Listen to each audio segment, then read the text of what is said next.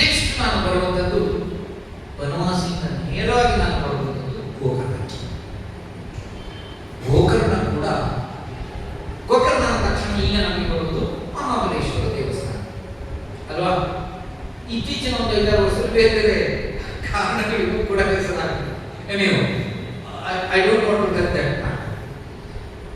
So Mahabaleshwar ದೇವಸ್ಥಾನ ತುಂಬಾ ಪ್ರಾಚೀನವಾದಂತಹ ದೇವಸ್ಥಾನ, ತುಂಬಾ ಪ್ರಾಚೀನವಾದಂತಹ ದೇವಸ್ಥಾನ. ಇಡೀ ಉತ್ತರ ಕನ್ನಡ ಜಿಲ್ಲೆಯಲ್ಲಿ ಅಗ್ರಹಾರಗಳು ಅತ್ಯಂತ ಪ್ರಭಾವಶಾಲಿಯಾಗಿ ಬೆಳೆದದ್ದು ಅಗ್ರಹಾರಗಳು ಬೆಳೆದದ್ದು ಉತ್ತರ ಕನ್ನಡ ಜಿಲ್ಲೆಯ ಶೈಕ್ಷಣಿಕ ಇತಿಹಾಸ, educational history of Uttara Kannada ಅಂತ ತೆಗೆದುಕೊಂಡ್ರೆ ಫಸ್ಟ್ ನೇಮ್ ಬರೋದು ಗೋಕರ್ಣ. ಗೋಕರ್ಣದಲ್ಲಿ ಸುಮಾರು 1,500-2,000 ವರ್ಷಗಳ ಹಿಂದೆಯೇ ಒಂದು ಅತ್ಯಂತ ಪ್ರಭಾವಶಾಲಿಯಾದಂತಹ ಶೈಕ್ಷಣಿಕ ವಿದ್ಯಾಕೇಂದ್ರ ಇತ್ತು, ಅಗ್ರಹಾರಗಳಿತ್ತು. ಗೋಕರ್ಣದಲ್ಲಿ ಮಾತ್ರ ಅಲ್ಲ, ಅಲ್ಲಿಂದ ಹಳದಿಪುರ, ಕರ್ಕಿ ಈ ಎಲ್ಲ ಭಾಗಗಳಲ್ಲೂ ಕೂಡ ಅಗ್ರಹಾರಗಳಿದ್ದು, ಶೈಕ್ಷಣಿಕ ಕೇಂದ್ರಗಳಾಗಿತ್ತು. History of educational history of Uttara Kannada ಅಂತ ತಗೊಂಡ್ರೆ ಘಟ್ಟದ ಕೆಳಗೆ ಫಸ್ಟ್ ಹೋಗೋದು, ಘಟ್ಟದ ಕೆಳಗೆ ಅಲ್ಲಿಂದನೇ ಬರಬೇಕಾಗುತ್ತೆ ನಾವು. ಆ ನಂತರ ಬೇರೆ ಬೇರೆ ಭಾಗಗಳಿಗೆ ಅದು ವಿಸ್ತಾರವಾಯಿತು. ಈಗಲೂ ಕೂಡ ನಾನು ಸ್ವರ್ಣವಲ್ಲಿ ಮಠದ ಇತಿಹಾಸವನ್ನ, ಪರಿಷ್ಕೃತ ಇತಿಹಾಸವನ್ನ ಬರೀತಾ ಇದ್ದೇನೆ. ಇನ್ನೇನು ನಮಗೆ 3-4 ತಿಂಗಳಲ್ಲೂ ಅದು ಬರುತ್ತೆ, ಹೊರಗೆ ಬರುತ್ತೆ. ಸ್ವರ್ಣವಲ್ಲಿ ಮಠದ ಚರಿತ್ರೆ ಅಂತ ಬರುತ್ತೆ, ಇನ್ನು 3-4 ತಿಂಗಳು ಮುಗಿಸ್ತೇನೆ. ಆ ಸಂದರ್ಭದಲ್ಲಿ ಗೋಕರ್ಣದ ಕೋಟಿ ತೀರ್ಥದ ಹಿಂದೆ ಪಕ್ಕದಲ್ಲಿ ಒಂದು ಶಾಸನ ಇದೆ. ಕೋಟಿ ತೀರ್ಥದ ಪಕ್ಕದಲ್ಲಿ ಒಂದು ಶಾಸನ ಇದೆ. ಆ ಶಾಸನ ಏನ್ ಹೇಳುತ್ತೆ ಅಂತಂದ್ರೆ, ಈಗ ಸ್ವರ್ಣವಲ್ಲಿ ಮಠ ಅಂತ ಕರೀತಾ ಇರಲಿಲ್ಲ, ಆ ಮಠ ಹಿಂದೆ ಗೋಕರ್ಣದಲ್ಲಿತ್ತು. ಆದಿತ್ಯೇಶ್ವರ ದೇವಸ್ಥಾನ ಅಂತ ಒಂದು ದೇವಸ್ಥಾನ ಇತ್ತು ಗೋಕರ್ಣದಲ್ಲಿ. ಆ ಆದಿತ್ಯೇಶ್ವರ ದೇವಸ್ಥಾನದಲ್ಲಿ ಈಗ ಇರುವ ಸ್ವರ್ಣವಲ್ಲಿ ಮಠ ಅಲ್ಲಿತ್ತು, ಮೊದಲು ಗೋಕರ್ಣದಲ್ಲಿತ್ತು. ಆ ಮಠಕ್ಕೆ ವಿಜಯನಗರದ ಇಮ್ಮಡಿ ಹರಿಹರ ಭೂದಾನವನ್ನು ಕೊಟ್ಟ ದಾಖಲೆ ಇದೆ. ಎಲ್ಲಿದೆ? ಕೋಟಿ ತೀರ್ಥದ ಪಕ್ಕದಲ್ಲಿದೆ ಈ ಶಾಸನ. ಈಗಲೂ ಅಲ್ಲೇ ಇದೆ. ಹೀಗಾಗಿ ಗೋಕರ್ಣ ತೆರೆದುಕೊಳ್ಳುವ ಕೌತುಕಗಳು ತುಂಬಾ ಇದೆ. ಗೋಕರ್ಣದ ಹಿಸ್ಟ್ರಿ ಅದ್ಭುತವಾಗಿದೆ. ನಾನು ಗೋಕರ್ಣದ ಹಿಸ್ಟ್ರಿ ಒಂದೇ ತಗೊಂಡ್ರೆ ಒಂದಿನ ಹೇಳ್ಬೋದು ಅಷ್ಟಿದೆ. ಮಂಜುಗುಣಿ ಎಷ್ಟು ಜನ ನೋಡಿದ್ರಿ? ಆಲ್ಮೋಸ್ಟ್ ಎಲ್ಲರೂ ನೋಡಿದ್ರಿ, ಸಂತೋಷ. ಮಂಜುಗುಣಿಗೆ ಹೋದ ತಕ್ಷಣ ನಮಗೆ ವೆಂಕಟೇಶ್ವರ ದರ್ಶನ ಆಗುತ್ತೆ, ಒಂದು ಹಳೆಯ ಶಿಲಾ ದೇವಸ್ಥಾನ ಕಾಣುತ್ತೆ. ಯಾರಾದ್ರೂ ಗಮನಿಸಿದ್ದೀರಾ ಮಂಜುಗುಣಿ ಟೆಂಪಲ್ಗೆ ಎಷ್ಟು ವರ್ಷದ ಇತಿಹಾಸ ಇದೆ? ಯಾರು ಇದನ್ನು ಪ್ರತಿಷ್ಠಾಪನೆ ಮಾಡಿದ್ದು, ಯಾರು ಕಟ್ಟಿಸಿದ್ದು? ಮಂಜುಗುಣಿ ದೇವಸ್ಥಾನ ಕಟ್ಟಿಸಿದವರು ಯಾರು? ಹಿಸ್ಟ್ರಿ ಆಫ್ ಮಂಜುಗುಣಿ ಅಂತ ಒಂದು ಬುಕ್ ಬರೆದೆ ನಾನು, ಇವತ್ತು 5-6 ವರ್ಷ ಬುಕ್ ಬರೆದು. ಮಂಜುಗುಣಿ ಇತಿಹಾಸ ಓದಿದಿರೋ ಇಲ್ಲೋ ಗೊತ್ತಿಲ್ಲ. 9ನೇ ಶತಮಾನದಲ್ಲಿ, 1100 ವರ್ಷಗಳ ಹಿಂದೆ 9ನೇ ಶತಮಾನದಲ್ಲಿ ಒಬ್ಬ ಏನ್ ಹೇಳ್ಬೇಕು ಅವರಿಗೆ, ಸ್ವಾಮಿಗಳು ಅಲ್ಲ, ಅವಧೂತರು ಅನ್ಬೋದು, ಅವಧೂತರು ಅಥವಾ ಆಧ್ಯಾತ್ಮಿಕ ದಿವ್ಯ ಪುರುಷರು, ತಿರುಮಲ ಯೋಗಿಗಳು ಅಂತ ಅವರಿಗೆ. ತಿರುಮಲ ಯೋಗಿಗಳು ಅಲ್ಲಿ ಮಂಜುಗುಣಿಯಿಂದ ಒಂದು 4 ಕಿಲೋಮೀಟರ್ ದೂರದಲ್ಲಿ ಈಗಲೂ ಇದೆ. ನೀವು ಅಲ್ಲಿ ಹೋಗಿ ಗಮನಿಸಿದ್ರೆ ತಿರುಮಲ ಯೋಗಿಗಳ ಗುಹೆ ಅಂತ ಒಂದಿದೆ. ತಿರುಮಲ ಯೋಗಿಗಳು ತಪಸ್ಸು ಮಾಡ್ತಾ ಇದ್ದಂತ ಪ್ರದೇಶ.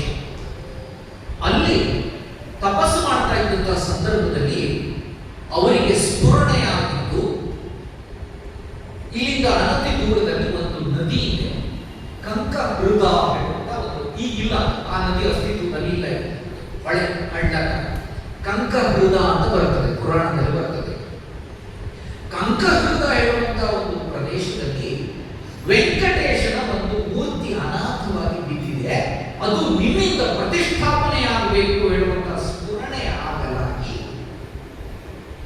ಯೋಗಿಗಳು ಅಲ್ಲಿಗೆ ಹೋದಾಗ ವೆಂಕಟೇಶನ ವಿಗ್ರಹ ಸಿಕ್ಕಿ ಅವರು ಅದನ್ನು ತೆಗೆದುಕೊಂಡು ಬರ್ತಾ ಇರುವಾಗ ಈಗ ಇರುವ ಸ್ಥಳದಲ್ಲಿ ಮೂರ್ತಿ ಅವರ ಕೈಜಾರಿ ಕೆಳಗೆ ಬಿದ್ದಾಗ ಅಲ್ಲೇ ಪ್ರತಿಷ್ಠಾಪನೆ ಆಗಿದ್ದು ಮಂಜುಗುಡಿ ವೆಂಕಟೇಶನ ವಿಗ್ರಹ. ಮಂಜುಗುಡಿ ವೆಂಕಟರಮಣನ ಪ್ರತಿಷ್ಠೆ ಈ ರೀತಿ ಆಗಿದೆ.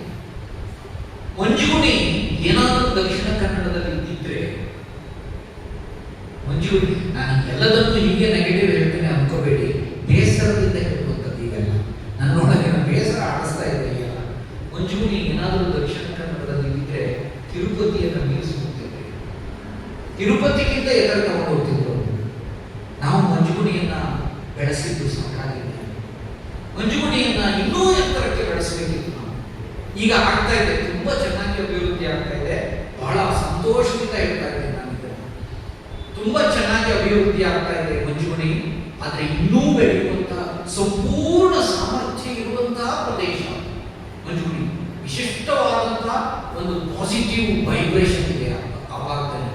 ನಿಮಗೆ ಗೊತ್ತಿದೆಯೋ ಇಲ್ವೋ, ಇಸ್ರೋದವರು ಈಗ ಒಂದು 5-6 ವರ್ಷದ ಹಿಂದೆ ಈ ಪಾಸಿಟಿವ್ ಎನರ್ಜಿಯನ್ನು ಐಡೆಂಟಿಫೈ ಮಾಡಲಿಕ್ಕೆ ಉತ್ತರ ಕನ್ನಡ ಜಿಲ್ಲೆಯ ಒಂದಷ್ಟು ಪ್ರದೇಶಗಳಿಗೆ ಹೋಗಿದ್ರು ಇಸ್ರೋದವರು.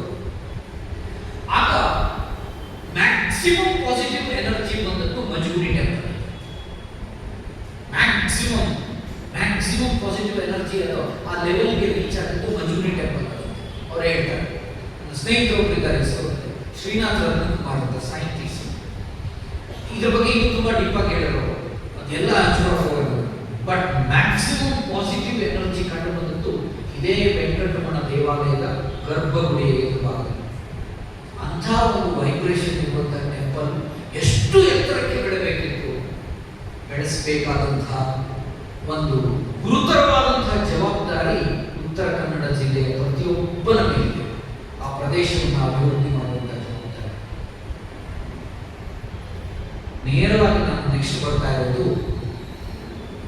ಶಿರಸಿ ಬರೋಣ. ಶಿರಸಿ ಬಂದೆ ಟೈಮ್ ಗೊತ್ತಿಲ್ಲ ಎಷ್ಟು ಅದರಂತೆ. ಶಿರಸಿಗೆ ಒಬ್ಬ ಫೌಂಡ್ರಿ ಇದ್ದಾನೆ, ಗೊತ್ತಾ? ಬೆಂಗಳೂರು ಫೌಂಡ್ರಿ ಯಾರು ಕೇಳಿದ್ರೆ ತಕ್ಷಣ ಹೇಳ್ತೀರಲ್ಲ ನೀವು. ಎಲ್ರಿಗೂ ಗೊತ್ತಿದೆ ಕೆಂಪೇಗೌಡರು ಬೆಂಗಳೂರಿನ ಸ್ಥಾಪಕ. ನಮ್ಮ ಶಿರಸಿಗೂ ಒಬ್ಬ ಫೌಂಡ್ರಿ ಇದ್ದಾನೆ. ಶಿರಸಿಯ ಸ್ಥಾಪಕ ರಾಮಚಂದ್ರ ನಾಯಕ. ಸೋದೆ ಅರಸನಾಗಿದ್ದಂತಹ ರಾಮಚಂದ್ರ ನಾಯಕ ಶಿರಸಿಯನ್ನು ಕಟ್ಟಿದವನು. ಈಗ ಶಿರಸಿ ಉತ್ತರ ಕನ್ನಡ ಜಿಲ್ಲೆಯ ಮೂರ್ಧನ್ಯ ಸ್ಥಾನವಾಗಿ ಬೆಳೆದು ನಿಂತಿದೆ. ಇದಕ್ಕೆ ಕಾರಣೀಕರ್ತನಾದಂತಹ ಒಬ್ಬ ವ್ಯಕ್ತಿ ಸೋದೆಯ ಅರಸ ರಾಮಚಂದ್ರ ನಾಯಕ. 1600 ಇಂದ 1615 ಆ 15 ವರ್ಷಗಳ ಮಧ್ಯದಲ್ಲಿ ಶಿರಸಿಯನ್ನು ಕಟ್ಟುತ್ತಾರೆ. ಶಿರಸಿ ಒಂದು ಕುಗ್ರಾಮವಾಗಿತ್ತು, ಎಂಥದೂ ಇರಲಿಲ್ಲ. ಮಾಯಕಂಬ ಟೆಂಪಲ್ ಇರಲಿಲ್ಲ, ದೊಡ್ಡ ಗಣಪತಿ ದೇವಸ್ಥಾನ ಇರಲಿಲ್ಲ, ಸುಬ್ರಹ್ಮಣ್ಯ ದೇವಸ್ಥಾನ ಇರಲಿಲ್ಲ, ಎಂಥದೂ ಇರಲಿಲ್ಲ. ಒಂದು ಕುಗ್ರಾಮವಾಗಿದ್ದು ಹೆಸರು ಶಿರಿಯೂರು ಅಂತ ಇತ್ತು. ಶಿರಿಯೂರು, ಶಿರಸಿಯ ಮೊದಲ ಹೆಸರು ಶಿರಿಯೂರು. ಶಾಸನದಲ್ಲಿದೆ. ಸಿದ್ದಾಪುರದ ಸಮೀಪ ತಮಡಿಕಲ್ಲಾಳ್ ಅಂತ ಒಂದು ಊರು, ಒಂದು ವಿಲೇಜ್, ತಮಡಿಕಲ್ಲಾಳ್ ಅಂತ. ಅಲ್ಲಿ ಒಂದು ಶಾಸನ ಸಿಕ್ಕಿದೆ. ಆ ಶಾಸನದಲ್ಲಿ ಹಿಸ್ಟ್ರಿ ಆಫ್ ಶಿರಸಿ ಸಿಕ್ಕಿದೆ. ನೋಡಿ ಎಲ್ಲಿ ಏನಾಗುತ್ತೆ. ಸಿದ್ದಾಪುರದ ತಮಡಿಕಲ್ಲಾಳಲ್ಲಿ ಸಿಕ್ಕ ಶಾಸನದಲ್ಲಿ ಶಿರಸಿ ಇತಿಹಾಸ ಸಿಗುತ್ತೆ. ಶಿರಿಯೂರು ಎಂಬ ಪ್ರದೇಶದಲ್ಲಿ ಮಹಾಕಾಳಗ ಒಂದು ನಡೆದಿತ್ತು, ಒಂದು ಯುದ್ಧ ನಡೆದಿತ್ತು. ಆ ಕಾಳಗ ನಡೆದ ಪ್ರದೇಶ ಈಗ ಯಾವುದು ಗೊತ್ತೇ? ಆಶ್ಚರ್ಯ ಆಗ್ಬೋದು ನಿಮಗೆ.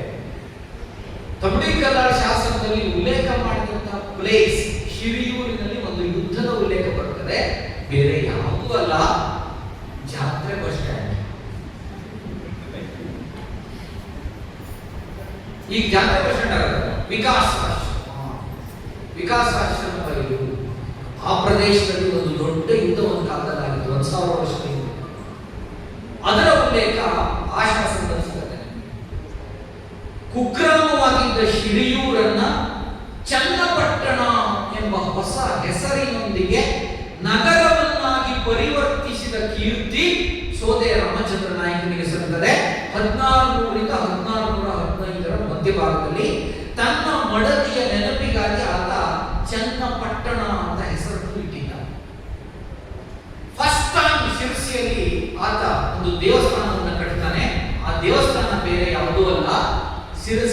ರಾಯರಪೇಟೆಯ ಮಹಾಗಣಪತಿ ದೇವಸ್ಥಾನ.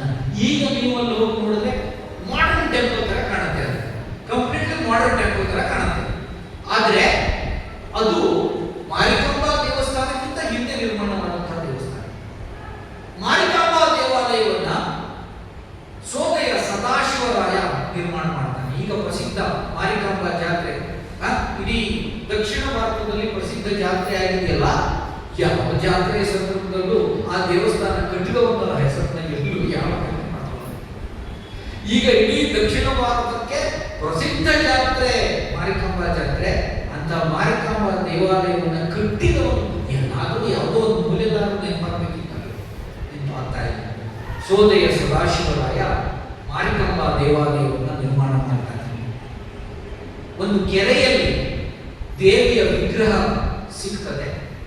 ವಿಗ್ರಹವನ್ನು ತೆಗೆದುಕೊಂಡು ಆಗ ಆ ಭಾಗದ ರಾಜನಾಗಿದ್ದ ಸದಾಶಿವರಾಯನಿಗೆ ಜನರು ಹೋಗಿ ನಮ್ಗೆ ಈ ತರ ಒಂದು ವಿಗ್ರಹ ಸಿಕ್ಕಿದೆ, ಏನ್ ಮಾಡಬೇಕು ಅಂತ ಕೇಳಿದಾಗ ಸಿರ್ಸಿಯಲ್ಲಿ ಪ್ರತಿಷ್ಠಾಪನೆ ಮಾಡಿ ಅಂತ ಹೇಳಿ ಅವನೇ ಪ್ರತಿಷ್ಠಾಪನೆ ಮಾಡಿಸ್ತಾನೆ ಸದಾಶಿವರಾಯ.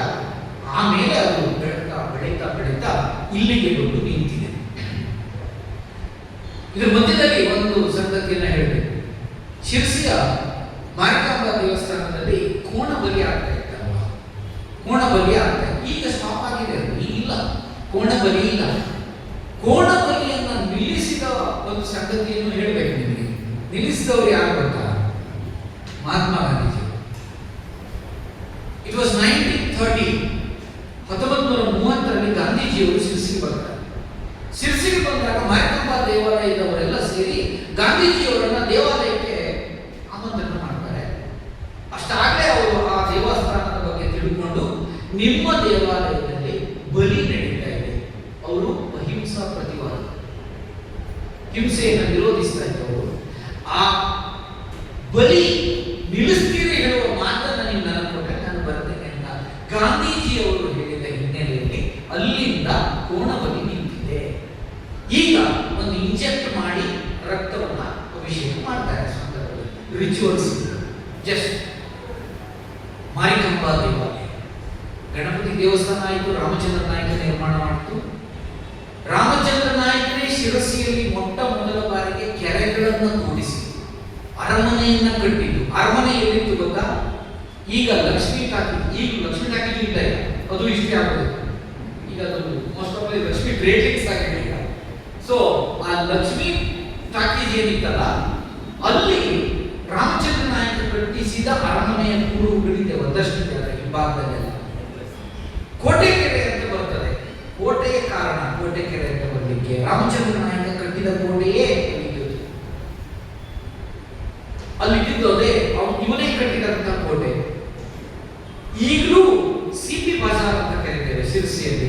ಸಿಪಿ ಬಜಾರ್ ಅಂದ್ರೆ ಚನ್ನಪಟ್ಟಣ, ಅದೇ ಚನ್ನಪಟ್ಟಣ ಇಂದಿಗೂ ಒಂದು ಹೆಸರು ಉಳ್ಕೊಂಡಿದೆ. ಮತ್ತೆ ಒಂದು ಬೇಸರದ ಸಂಗತಿ, ಇಂಥ